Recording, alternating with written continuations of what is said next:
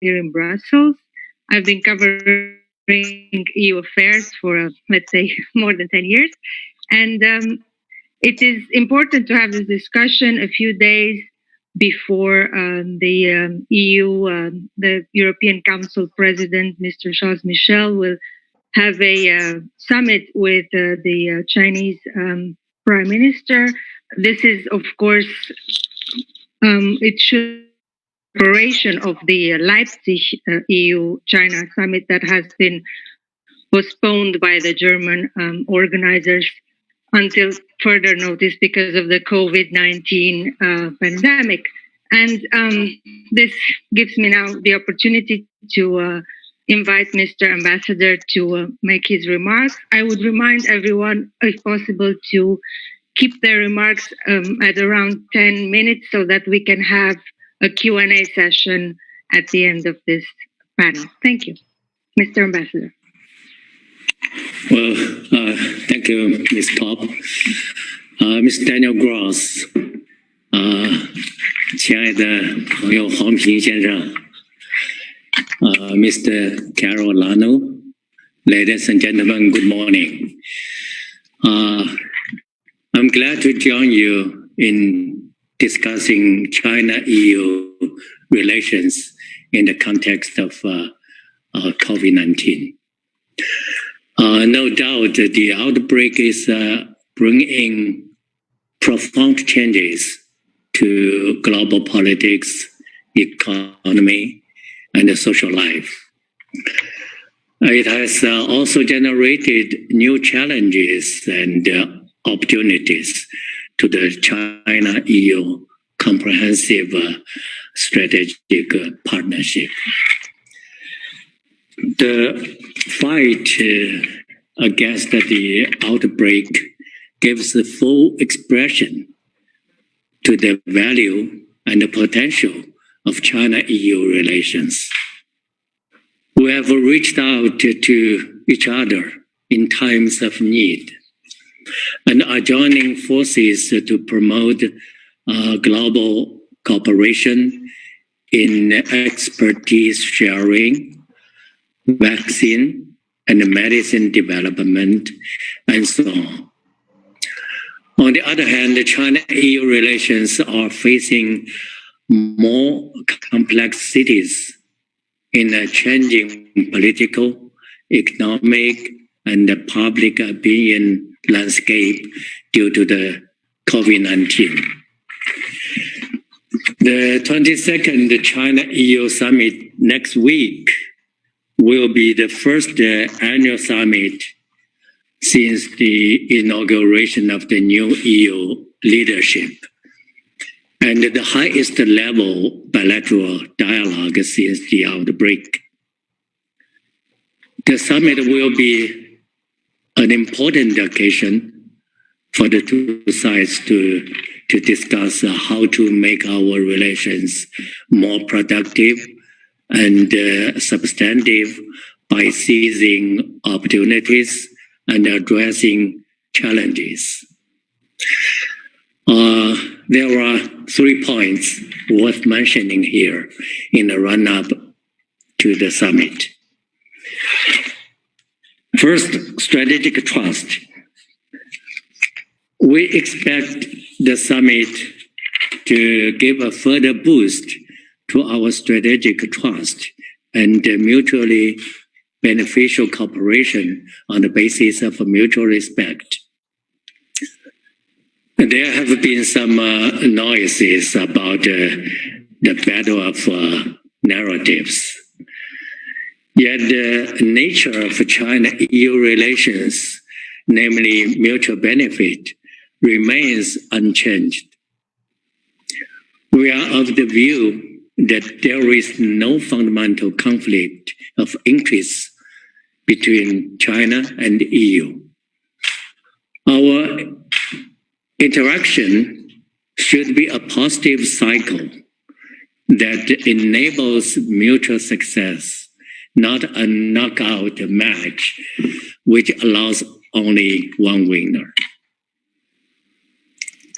This is the most important thing we have learned from the past 45 years of diplomatic ties between the two sides. And it is what we must keep in mind if we are to keep our relations on the right track. China and the EU do have different political systems and ideologies, yet we should not see the other as a systemic rival. Still less to view cooperation through a geopolitical lens or go so far as to question and misjudge the other's strategic intention. Our mutual help in the fight against the virus reflects our respect for lives and the support for partners. China and the EU have carried out effective coordination in WHO and other multilateral frameworks, which shows that we have many commonalities in terms of thinking, interests, and responsibilities.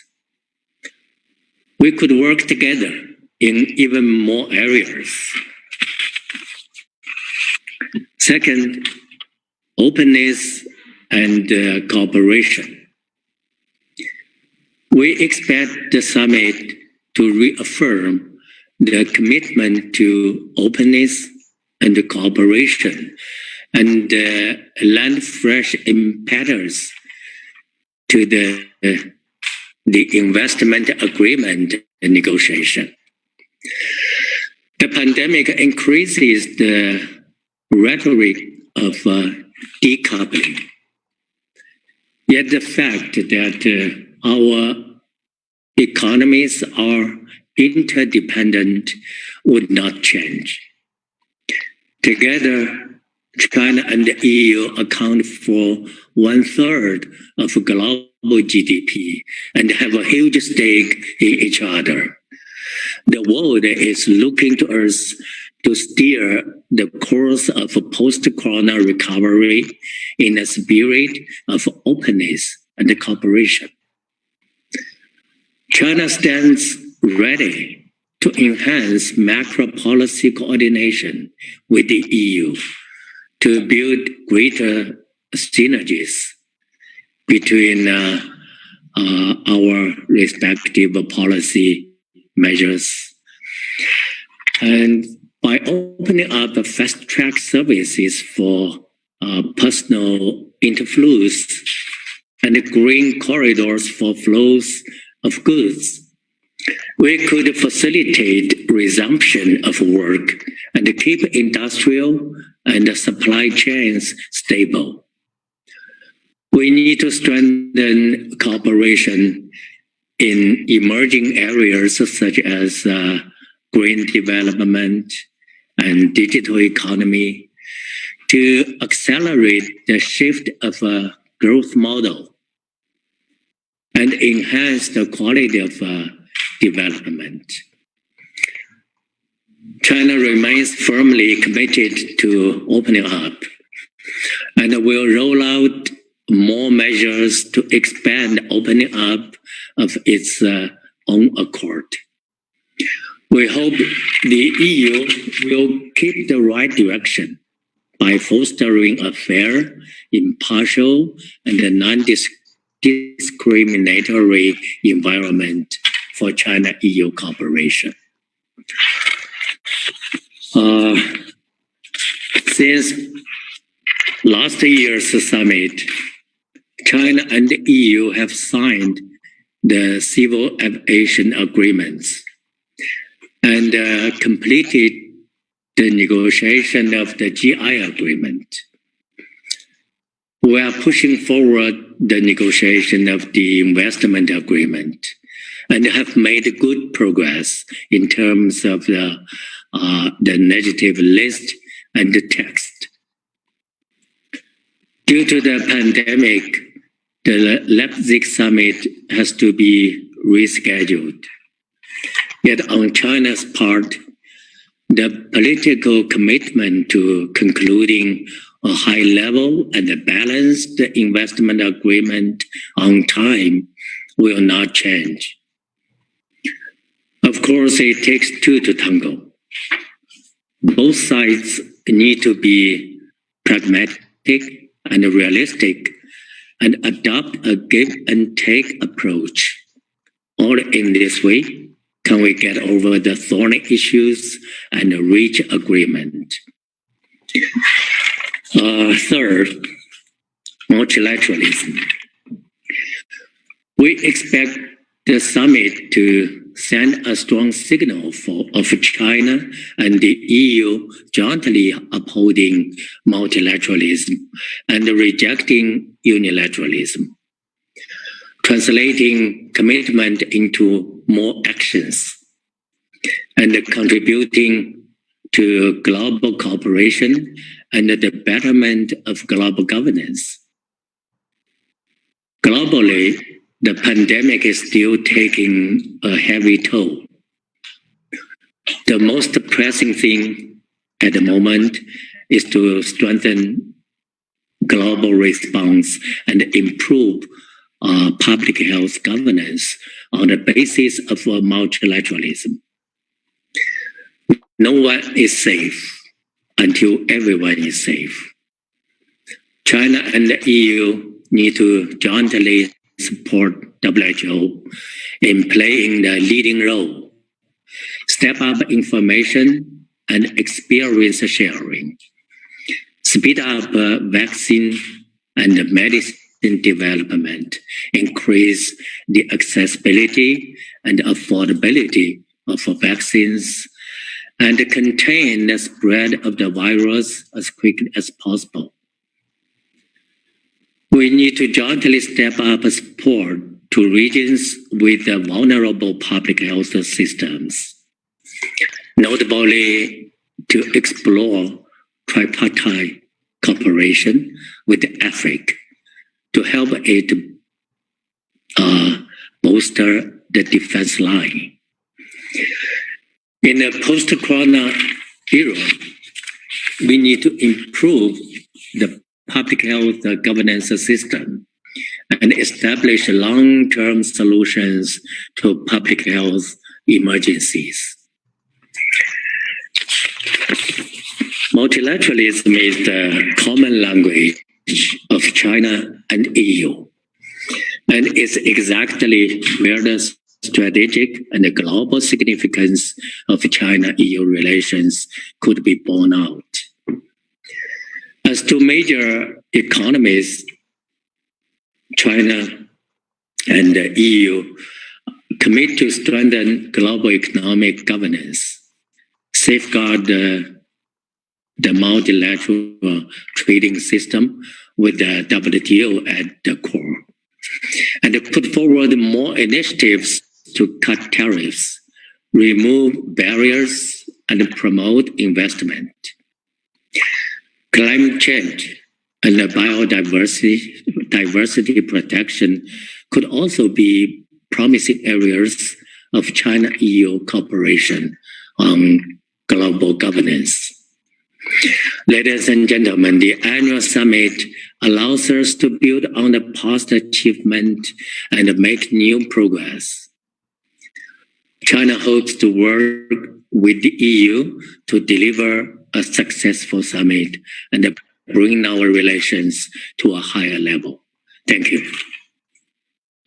Thank you. Thank you, Ambassador. And thank you for being mindful of the time. I would remind the 200 odd, nearly 300 participants that I see, that they can submit questions using the Q&A or the chat function of Zoom. And at the end, we will try and respond to as many questions as possible. So without further ado, I will give now the floor to Mr. Huang Ping, who is Executive Vice President of the Chinese Institute of Hong Kong, the China Academy of Social Sciences. Mr. Huang. Thank you. Thank you very much, Valentina, and thank you, Ambassador and Daniel, and all the participants. Nice to be here, be invited to participate in this very particular special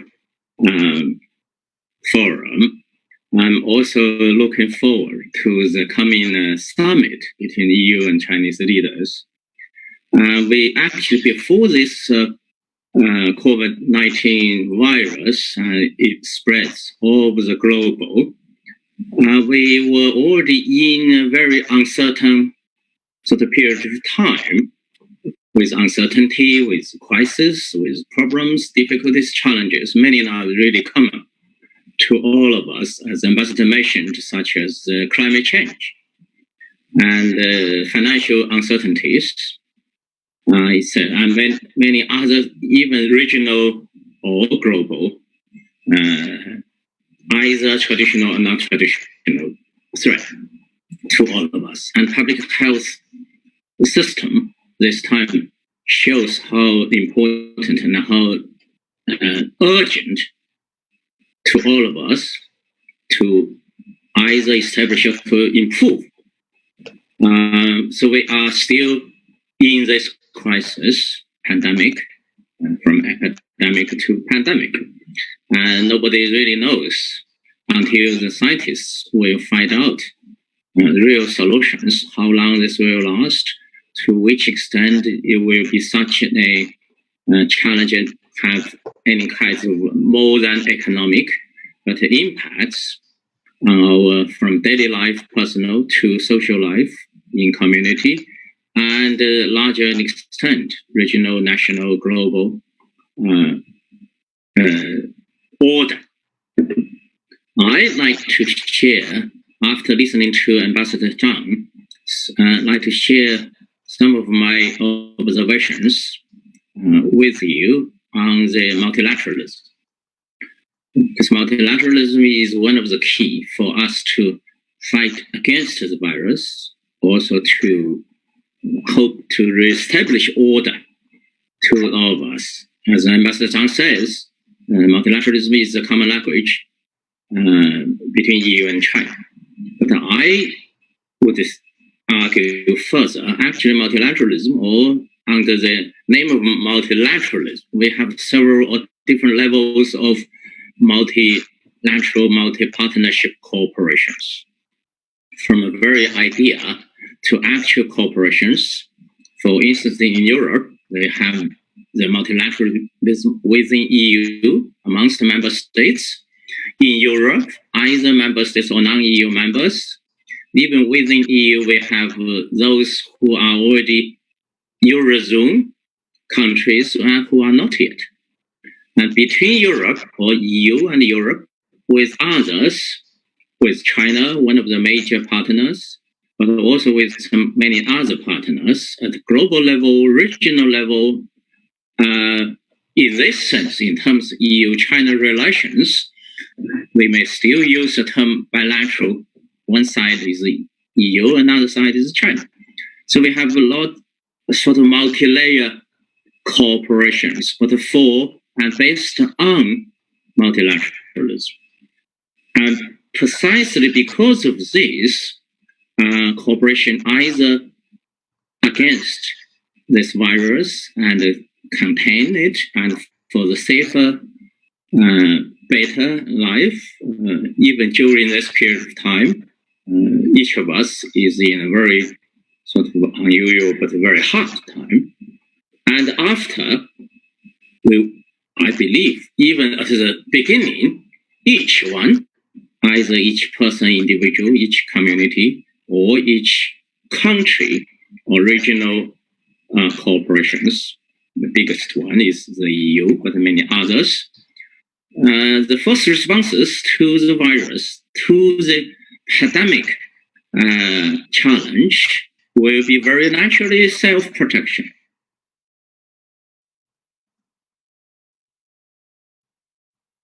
But thinking, further thinking, and we have to recognize how important the cooperation is. And by cooperation and collaboration against this, multilateralism is the base. Therefore, I strongly believe and argue for further, deeper, wider collaborations between the EU and China, between EU's member states and China, between our sort of different types of or different levels of institutions of corporations, including think tanks, such as the one I used to work, the Chinese Academy of Social Science, its Institute of European Studies, and with the SEPs.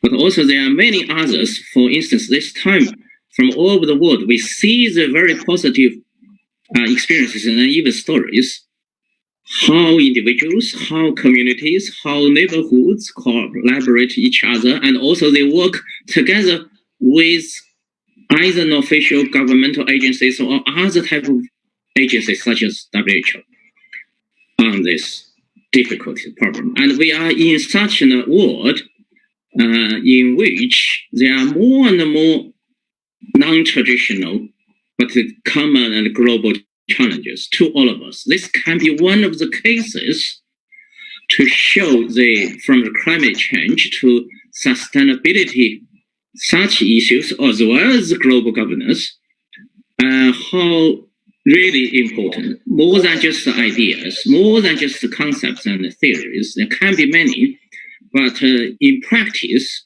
in reality, EU-China can be one of the best practices for the world, to the world, for other parts of the world. How, in spite of differences, of course, we have differences, even within Europe, intra-Europe, or within China, we also see such kind of diversities, both cultural, political, social, as well as other types of. But in spite of whatever differences, it's precisely because of the common challenges. Second, precisely because of the differences, we can learn each other. It's kind of mutual learning and mutual benefiting each other. That was the key sort of observation I'd like to share with you, taking this great opportunity. Thank you. Thank you very much. Thank you. And Daniel, from your perspective, how do you see the current state of EU-China relations? We've seen this major shift last year with the European Commission classifying or qualifying China as a rival, as an economic and political rival. So from the European perspective here in Brussels, well, keen to hear your views. Daniel? Thank you, Valentina. It's a pleasure to participate in this panel. And many thanks to His Excellency, the Ambassador, for his remarks to introduce the topic today. Now, as you said, the European Commission has labeled China an economic and systemic, an economic competitor actually and a systemic rival, but it has emphasized that China is at the same time also a negotiating partner and somebody with whom we have shared objectives. So it's a very multifaceted relationship. And of course, the last part of that relationship, of the description of that relationship, has attracted most attention. But I don't think we should let go of sight the fact that, and I think the ambassador emphasized that earlier, there are also shared objectives and areas where the two agree. And this is this tension between these many facets of the EU-China relations, which we should keep in mind. Now, since the topic today is post-COVID, I will try actually to go beyond, let's say, the current problems and try to look ahead more into a distant future. And given the limited time that we have, I would also propose to limit myself to one aspect, which is actually the one where the EU competence is strongest, namely the economy. Wang Ping has already mentioned that, of course, when we talk about EU-China relations, we have a mixture between competences of the EU institutions, member states who jealously guard their national sovereignty in foreign policy. But it is on the economic side where the EU is most united and where the EU institutions actually are able sometimes to take decisions, but at least to bundle efficiently the interests of now 27 member states. And so this is the area which I would like to look at. Now, as the ambassador already said, one has to acknowledge the differences which exist between, let me say, Europe and China in the political system, but, and that's more important now for me, in the economic system, where there's a clear difference regarding the role of the party and the state in the economy, which is much stronger in China than it is in Europe. Not to say that it is absent in Europe, but it is less strong than it is certainly in China.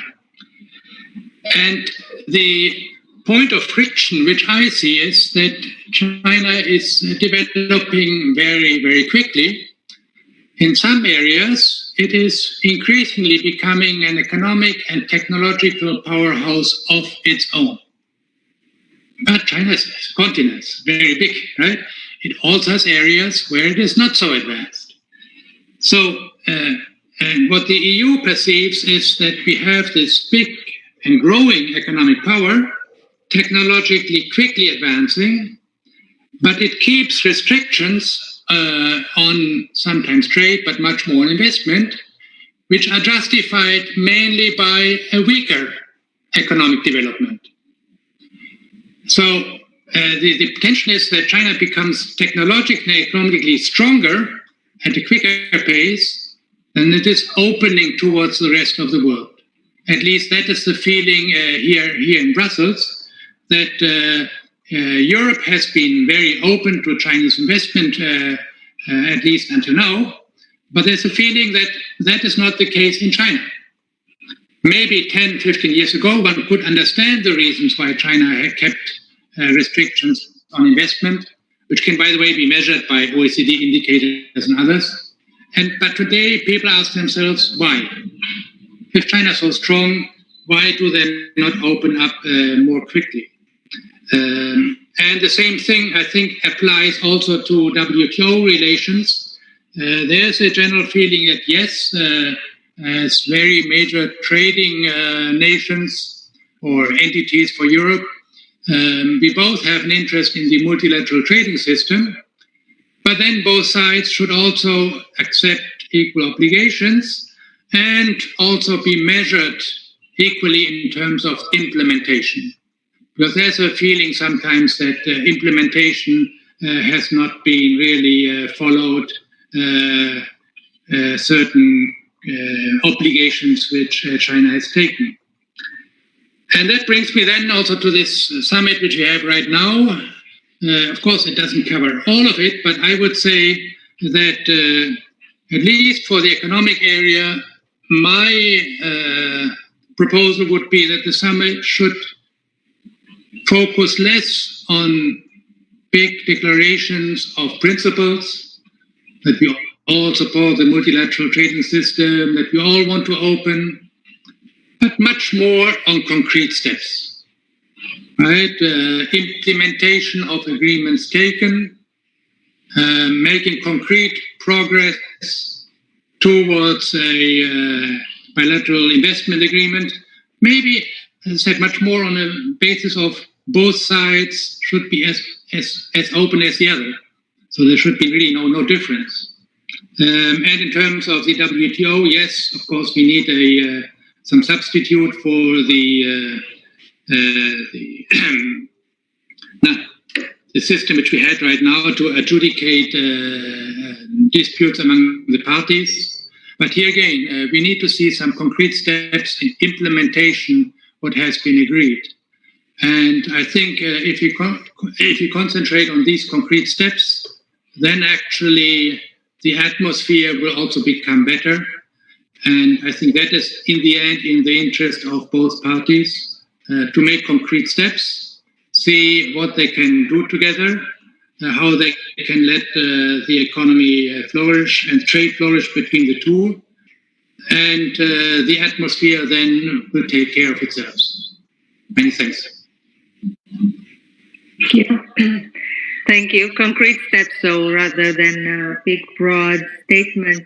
Before I go to the Q&A, I will make use of my moderating role to put a question to Ambassador Zhang about this recent trend that we can perhaps observe in European politics, and that is to raise defenses and to be more mindful of the role of state-sponsored or subsidized companies on the internal market here in Europe, or also FDI screening.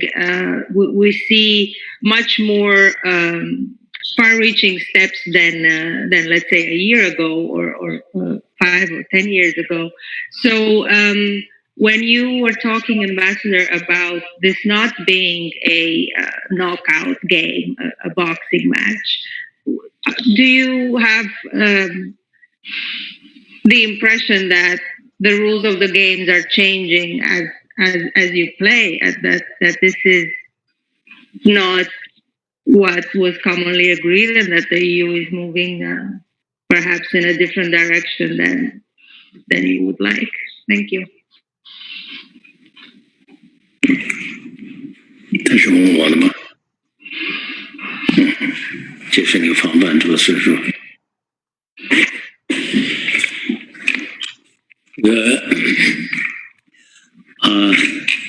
So thank you very much for your questions, and with your permission, I'd like to answer the question in Chinese, and my assistant will help us with the interpretation. 这个中国之间的合作嘛，可以说已经有几十年的历史了。这过去40多年里边呢，取得了长足的发展，这个体量大，领域广，这个有深度。China-EU cooperation has been going on for decades, and since the establishment of our diplomatic ties more than 40 years ago, our cooperation has a big size and has covered a wide range of areas in an in-depth way.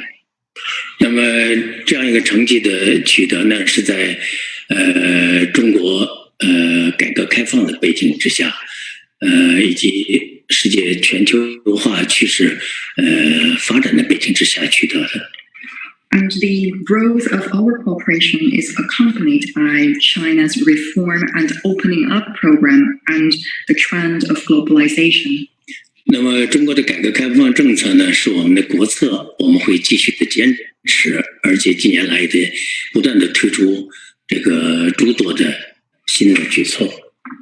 Reform and opening up is China's basic state policy. Over the years, we have been rolling out new measures to expand opening up and promote reform.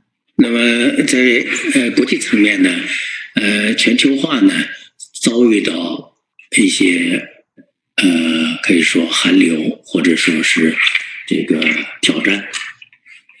And internationally, we are seeing a chill in the effect of globalization. It is facing some challenges indeed. 它的表现呢，我们今天看到的很多嘛。And we are seeing many manifestations of the challenges. 中欧双方呢，作为两个重要的经济体呢，我们都是多边主义的倡导者，也是这个维护者，同样呢也是受益者。China and the EU, as two major economies of the world, both uphold and benefit from multilateralism. 那么在今天这样一个严峻的国际形势之下呢，中欧携手合作，维护多边主义，反对单边主义和保护主义，对我们这个世界的发展是至关重要的。Under the complex circumstances, the cooperation between China and the EU to uphold multilateralism and oppose unilateralism and protectionism is of crucial importance for the world. 正如刚才您谈到的，近一个时期以来呢，欧盟方面呢出台了一些个政策措施。那么这些政策措施呢，在这个外界也引起了一些反响和关注。And as the moderator just pointed out, that the EU has recently adopted some measures which have garnered a lot of attention from the outside. 比如说加严这个外资审查，比如说昨天发布的外国补贴这个白皮书。For example, the strengthening of the FDI screening and the publication of the foreign subsidies white paper yesterday. 我本人呢也很关注这些动向，同时呢，我也同这个许多在欧洲投资的中国企业家保持着密切的联系，听取他们的一些看法。那么坦率的讲呢，在同他们的沟通中呢，我感到了他们一些担忧和焦虑。And I'm watching this development very closely. I often talk to Chinese investors here in Europe, listen to their opinions. Honestly, in my conversations with them, I could feel their anxiety. 这个多边主义，这个开放市场经济，这些是这个欧盟素来主张的原则。按照欧盟这个欧洲人的话讲呢，是这个欧盟的基因。Multilateralism, openness, and market economy are principles long held by our European friends. And in the EU's words, it's in the DNA of the EU. 我们在过去40多年的改革开放中呢，中国呢，这个得了很大的成绩。其中呢，有很多呢是我们在同对外合作中，特别是在同欧洲的合作中，我们学到了这个市场经济的一些基本的原则。In the past years of reform and opening up, China has indeed achieved a lot, and that is mostly attributable to our good cooperation with our global partners, including the EU. We have learned a lot from our EU friends about the value of market economy. 所以我们非常不希望看到我们的合作伙伴，甚至是我们在改革开放中的技术伙伴，又是我们的老师，这个在多边主义和对外开放、市场经济这些方面呢，出现任何这个犹豫或者是波折。So we often see the EU as our professor in building our market economy. So we don't want to see our professor and our partner to have any hesitation when it comes to principles like market economy, multilateralism, and openness. 因为欧盟呢素来是这个多边主义的一个旗手，如果扛旗的这个人在这个多边主义方面呢打了折扣的话，那么它的影响是非常负面的。The EU is always a banner holder in terms of multilateralism, so we don't want to see a player as a banner holder to backslide. Otherwise, it will have negative consequences. 那么具体到中欧合作方面嘛，这个我们知道，资本都是胆小鬼，是非常敏感的。那么一有风吹草动，这个资本会用脚去投票的。那么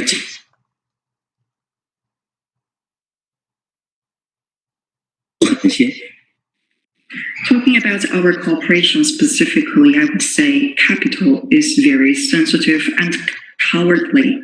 In case of any change or of wind, the capital will vote with their feet. Seeing the figure of Chinese FDI flows into the EU in recent years, they are actually showing a declining trend, which has got me worried. 那么这样的这个担忧呢，我也和欧盟的同事们进行过沟通交流，我也表达过我这样的担心。I have shared my assessment and worries with EU colleagues. 那么经常会有人这个批评中国开放度不够。我想这个事情呢，可能是这么看，是不是更科学一些？中国呢，40年前呢，这个采取了改革开放的这个基本国策，我们的开放呢是在不断的前行。There are some criticisms saying that China is not open enough. Let me put the things into perspective. About 40 years ago, we started the Reform and Opening Up program, which is a basic state policy, as I just mentioned. And this process is going on. 或许这个有人说中国的开放度还不够，它有它的道理。因为毕竟中国呢是后来者，中国的开放呢是一个长期的过程。There are some people saying that China is not open enough. There might be some validity in such arguments. After all, China is still catching up in the process of development, and reform and opening up is a long time exercise. 但是足以让我们感到乐观、感到有信心的是，中国的方向是开放，这个方向是个正确的方向。或许你可以说我的速度不够，但是我的方向是正确的。But there is a reason for optimism. That is, the China's direction of expanding opening up is clear cut. Maybe you can say the speed is not fast enough, but the direction is very clear. 那么在欧盟方面近一个时期以来所表现出来的这些令人们有些担忧的这些倾向呢，它最让人感到担忧的是方向，同样也是方向。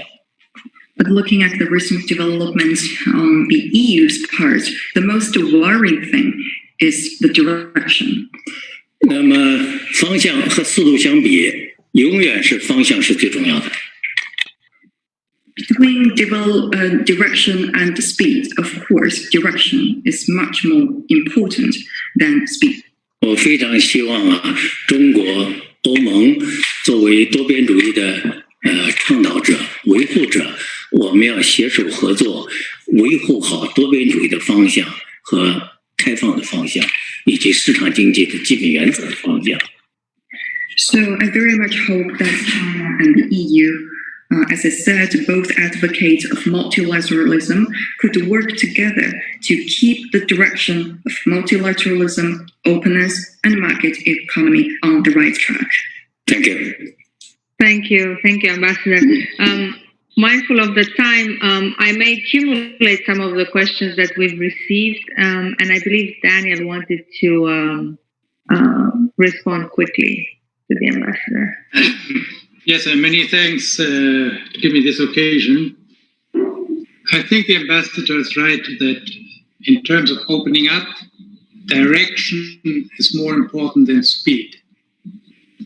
But the speed in the opening up of China has, in my view, been much lower than the speed of the development of the Chinese economy. At least that is the perception in Europe. And it is this difference between the extraordinary achievement of the Chinese economy and the, at least perceived here, slow speed of opening up, which has led to the change in direction by the EU. I'm not saying that I share this direction which is going on in the EU, but I was just trying to explain it and that might perhaps give Chinese policymakers something to think about, namely, if they were to change the speed of their own opening, they might change the direction where the EU is going. Thanks a lot. Thank you. And I think if I can accumulate some of the questions, one of the trends in the questions or the tendency in the questions was the issue of trust, that the EU seems to have diminishing trust in China. And one of the questions, for instance, was concerning COVID-19 vaccine. How could China and EU work together on a vaccine if there are allegations that China has orchestrated cyber attacks to get confidential business information from pharmaceutical companies here? And I guess another question would be, in view to this upcoming summit, if there is a way to repair some of the trust damage done. So, Ambassador, how do you respond to all these questions? Thank you.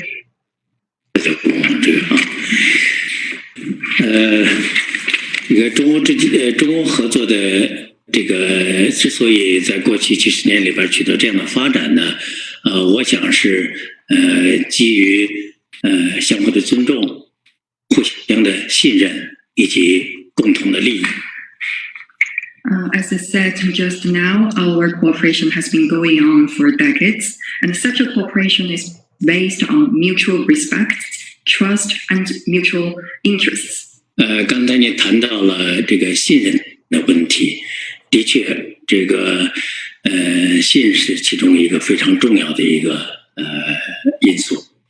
And trust, as you mentioned, is indeed an important element in our relations. 那么，中欧双方，我们之间有频繁的这个从领导层到各个层级有频繁的交流沟通，也有这个大概在不同领域、不同层级有70个各种交流沟通的机制。Between China and the EU, we have established almost 70 dialogue mechanisms at different levels, including at the top leadership level. 与其说这些机制呢，是在这个推动具体的合作项目，我更把它看成是一种这个在相互的交流沟通中，展示彼此的相互尊重，增进彼此的信任，扩大共同利益过程。Apart from discussing concrete things in our cooperation, these dialogue mechanisms also serve as important vehicles for us to increase mutual respect, mutual trust, and expand shared interests. 我想这个中欧双方之间呢，存在着这个良好的信任，同时呢，也有一些分歧。China and the EU have trust and also differences in some areas. 同样也存在着信任不足的问题。那么这个信任不足的原因呢，是复杂的。And there's also lack of trust in some aspects, and that there are multiple factors behind this phenomenon. 有这个对彼此对方的这个政策措施这个认为不足的问题。One factor is insufficient understanding of each other's policy measures. 也有外界干扰影响的问题。And other factors may include external disturbances. 就拿所谓的窃取这个知识产权这个问题来讲，可以说呢，过去40年里边，中国在知识产权保护这个问题上做的是这个从零起步到今天这样一个相当好的水平，做的还是很好的。take the so-called theft of trade secrets, or IPR, as an example. Actually, in the past 40 years, China has made good progress on this topic. We started from scratch and are now doing a fairly good job. 在我还是个年轻人的时候，我没有听到过知识产权这个词汇。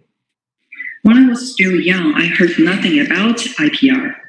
那么今天呢，谈到知识产权，我想像这个在年轻人的头脑中会把它看得非常的这个高大上的一个词汇。But among young generations today, IPR is something they value very much. 那么从客观上讲呢，我们过去几十年里在这个领域取得很大的进步。一个非常关键的原因是我们认识到了，保护知识产权对于一个国家的发展，对于世界的发展，它有着至关重要的作用。We have made progress on IPR protection, and one primary reason behind the progress is our increasing awareness of the importance of IPR protection to the development of a country. 那么今天中国这个每年度所这个登记的知识产权的总量，在世界上是名列前茅的。Now, every year, China is ranking among the top globally in terms of number of patent filings. 那么去年世界知识产保护组织呢也曾经发表过一份报告，对中国在知识产权保护领域所取得的这个进步是给予了充分的肯定的。And last year's WIPO report fully recognized the achievements and progress China has made on IPR protection. 但是我刚才讲到这个外界的这种影响和干扰的问题，这个媒体上时不时会讲到所谓的影射中国的窃取这个知识产权的问题，但是没有人给我一个具体的案例。I also talked about the external disturbances faced by China-EU relations. For example, I often read from media reports about the so-called theft of trade secrets with implicit reference to China, but I have yet to read any single piece of evidence to support such arguments. 我和欧盟这个在华的一些投资商也有着良好的沟通。I also often talk to European investors operating in China. 我也很关心中国这个知识产权保护的问题，我也向他们了解，他们对中国在这个领域是怎么样的看法，他们给我的回答是非常积极的。I'm interested to learn their views on how they see China's IPR protection, and I have got a fairly positive response from them. 所以说这个努力来增进中欧之间的信任，的确对于我来说，对于双方的这个官方机构来说呢，都是一个必须努力下功夫来推进的一项艰苦的任务。So to me personally, and also officials from both sides, increasing mutual trust is something we must put in a great deal of efforts. 方法无非是两个：第一，我们在这个领域做得更好、更好、更好；第二，我们努力来排除外界的一些干扰和负面影响。And there are two ways to increase trust. The first, we need to first of all get things done well in our concrete areas of cooperation. And second, we need to work together to dispel external disturbances. 我是拿这个知识产权问题做一个例子来谈这个中欧之间的互信的问题。我也完全赞同你的意见。这个中欧双方，特别是两国双方的政府层面，一定要下大气力，增进彼此的信任，这是我们的使命。This is a mission and a duty for officials from both sides to increase mutual trust further. 最后，我还是想说，中欧之间的信任还是相当雄厚的。But of course, I would say that we already have a good record in building trust, and we have fairly good level of trust. That's why I enjoy my post here in Brussels. Thank you. Thank you, Ambassador. I'm afraid we have run out of time, and I would have liked to hear more from you about what you mean with dispelling external disturbances, but maybe we can tackle that and some of the questions that were asked in the second half of this webinar, which will be off the record and starting in a few minutes. Thank you so much, everyone, and have a good day. Stay safe. Bye. Thank you. Thank you. Bye. 黄院长，后边你就不，张大师您好，辛苦您了。辛苦你，后边你就不参加了吗？后边我不参加了。啊，好，后边另外好，咱们回去见。